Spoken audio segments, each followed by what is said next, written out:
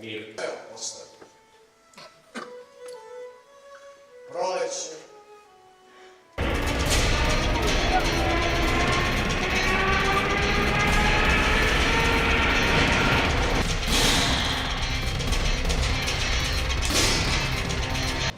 I vodit ćemo je dotle dok ne istaramo i posljednjeg okupatorskog vojnika iz naše zemlje.